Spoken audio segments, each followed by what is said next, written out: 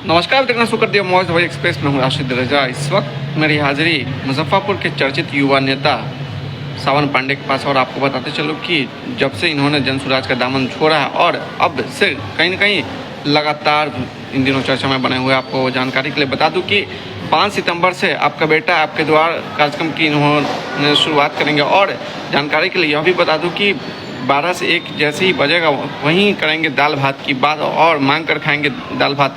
इन तमाम मुद्दों पर और शहर के विकास किस प्रकार से है और स्मार्ट सिटी प्रोजेक्ट जो चल रहा है, काफ़ी दिनों से स्मार्ट सिटी प्रोजेक्ट चल रहा है, लेकिन इसके बावजूद भी अभी स्मार्ट सिटी प्रोजेक्ट काफ़ी अधूरा देखा जा रहा है। इसको लेकर के भी इन्होंने खूब नगर निगम प्रशासन और यहाँ के जो अभी वर्तमान विधायक विजेंद्र चौधरी को घेरा है, काफ़ी घिरा और कहा है कि इन लोगों की अपनी मनमानी के कारण स्मार्ट सिटी तो दूर, यहाँ जो है स्मार्ट मुजफ्फरपुर भी नहीं बन पाया और शहर तो जो हालत में है वो तो आम जनता भी जानती है। और इन्होंने साफ तौर से कहा कि हम चुनाव जो लड़ने के मूड में आए हैं, मुजफ्फरपुर की जनता नहीं है, वो मेरा पूरा परिवार है। तो इन तमाम बातों पर हमने खास बातचीत की है। देखिए सावन पांडे जो युवा नेता हैं और मुजफ्फरपुर नगर विधानसभा क्षेत्र से चुनाव लड़ने की मूड रखते हैं, ऐसे में क्या कुछ कर रहे हैं, देखिए खास रिपोर्ट।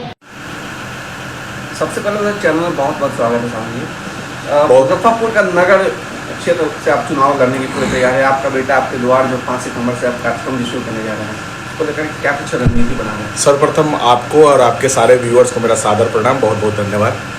और ये जो हमारा कार्यक्रम है आपका बेटा आपके द्वार, इस कार्यक्रम के तहत अभी हम लोग 5 सितंबर से द्वार द्वार जाएंगे।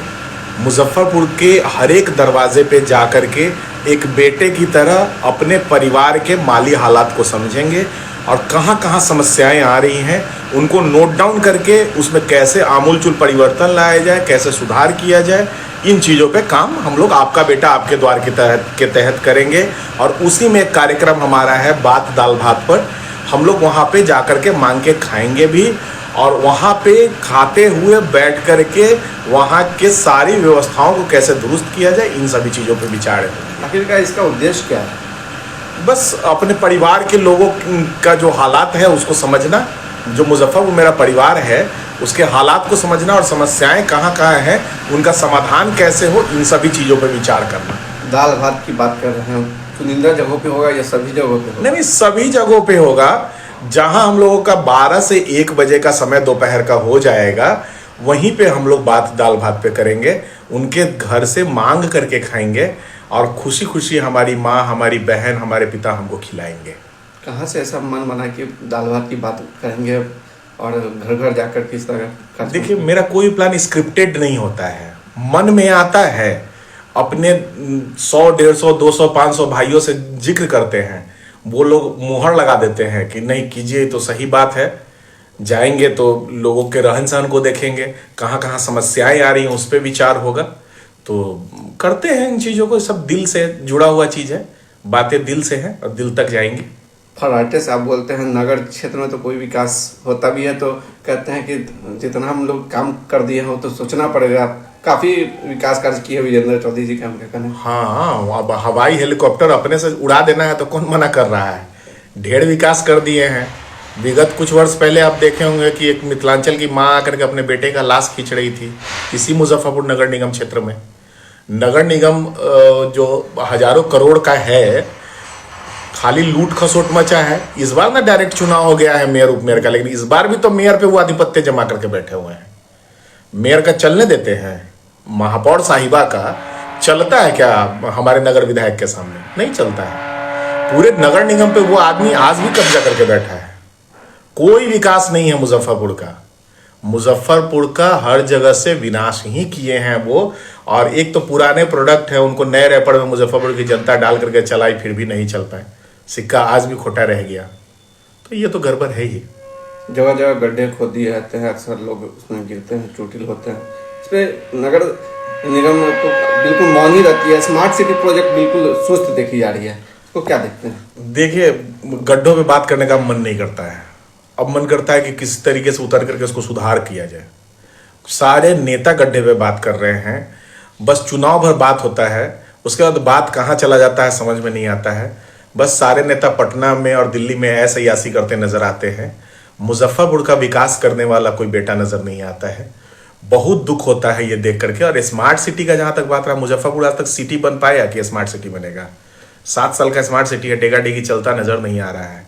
खाली स्मार्ट सिटी लूट का अड्डा है और कुछ नहीं है। तो आपको अगर जनता ने बनाई तो कैसे इसका प्लान होगा, किस तरह से मुजफ्फरपुर का विकास की ओर बढ़ेंगे? देखिए, मुजफ्फरपुर की जनता मेरे लिए जनता नहीं, मेरा परिवार है। और मेरे परिवार के लोगों को के द्वारा अगर मुझे जिम्मेदारी दी जाएगी तो उस जिम्मेदारी का एकदम भरसक निर्वहन होगा। और खाली हवा हवाई सिर्फ मीडिया में बाइट्स दे करके नहीं होगा। अभी तक हमने जितना भी बाइट दिया है आप लोग सब सेव रखेंगे।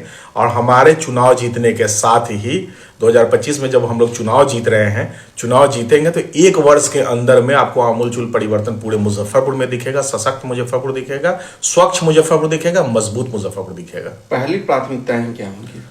युवाओं को रोजगार, मुजफ्फरपुर के युवाओं को उनकी योग्यता के अनुरूप मुजफ्फरपुर में ही रोजगार, ये है हमारी प्राथमिकता। सबसे पहले रोजगार, तब जाम की समस्या से मुक्ति, तब ये नाला जाम की समस्या से मुक्ति, मुजफ्फरपुर में सुरक्षा, ये हमारी प्राथमिकता है। शिक्षा का जहां तक है तो जितना भी विद्यालय और महाविद्यालय है उसका टाइम टू टाइम निरीक्षण करेंगे एज अ विधायक, जा करके निरीक्षण करके और उसमें जहां जहां समस्याएं आएंगी छात्रों से बात करके उसको सुधरवाने का काम करेंगे, शिक्षकों से बात करके मदद करने का काम करेंगे। सावन जी, एक सवाल, जिला में और बिहार में जो अपराध का काफी ग्राफ बढ़ गया है, आए दिन कहीं ना कहीं अंधाधुंध फायरिंग चलती है, मर्डर जैसी घटना, रूप रेप बलात्कार जैसी घटना आए दिन होती है। इसको किस नजरिए से देखते हैं, कैसे क्या कुछ होगा? देखिए, बिहार के परिप्रेक्ष्य में ये इस तरीके का अपराध जघन्य है। और मैं इसके लिए सादर आभारी हूँ प्रशासनिक तंत्र का कि वो भी लगाम लगाने में एकदम मजबूती से जुटे हुए हैं। प्रशासन धन्यवाद के पात्र हैं। और रहा मुजफ्फरपुर की बात, तो मुजफ्फरपुर में प्रशासन धन्यवाद के पात्र हैं, लेकिन जनप्रतिनिधि को, जो हमारे नगर विधायक हैं, उनको समय समय पे अपराध का निरीक्षण करना चाहिए कि किस किस अपराध का समाधान हुआ, कहाँ कहाँ समस्याएं आ रही हैं, कहाँ कहाँ सुरक्षा के लिए कैमरा लगना चाहिए, पुलिस की नियुक्ति होनी चाहिए। तो वो समय समय पर जिला कप्तान महोदय को, पुलिस कप्तान महोदय को अवगत कराते रहें, ताकि जिला कप्तान महोदय को भी पता चले, तो वहाँ वो सुरक्षा की व्यवस्था करवाते रहेंगे। विपक्ष तो कह रही कि रावण राज आ गया है, महाजनगल राज आ गया है। विपक्ष का अब देखिए, न मैं पक्ष सत्ताधारी दल में हूं, न मैं विपक्ष में हूं। विपक्ष क्या कह रहा है ये विपक्ष का अपना व्यक्तिगत विचार है, उसमें मैं कोई टीका टिप्पणी नहीं करूंगा। बस मेरा मुजफ्फरपुर स्वच्छ हो, हमारा मुजफ्फरपुर सुरक्षित हो, हमारा मुजफ्फरपुर उज्जवल हो, हमारा मुजफ्फरपुर मजबूत बने, मैं इस पर ध्यान देने वाला व्यक्ति हूँ। बिहार में विपक्ष क्या कह रहा है, सत्ता पक्ष क्या कह रहा है, हम लोग को उससे क्या मतलब है? पहले हमारा तो विधानसभा सुधरे, हमारा तो नगर चमके, उसके बाद में देखा जाएगा कि 243 कैसा सुधरेगा। पहले तो एक चमके। किस पार्टी से लड़ने का मन बना रहे हैं? कुछ आएंगे आप लोग से बिना पूछे, बिना आदेश लिए कुछ तो करेंगे नहीं। आएंगे किसी राष्ट्रीय पार्टी से ही आएंगे।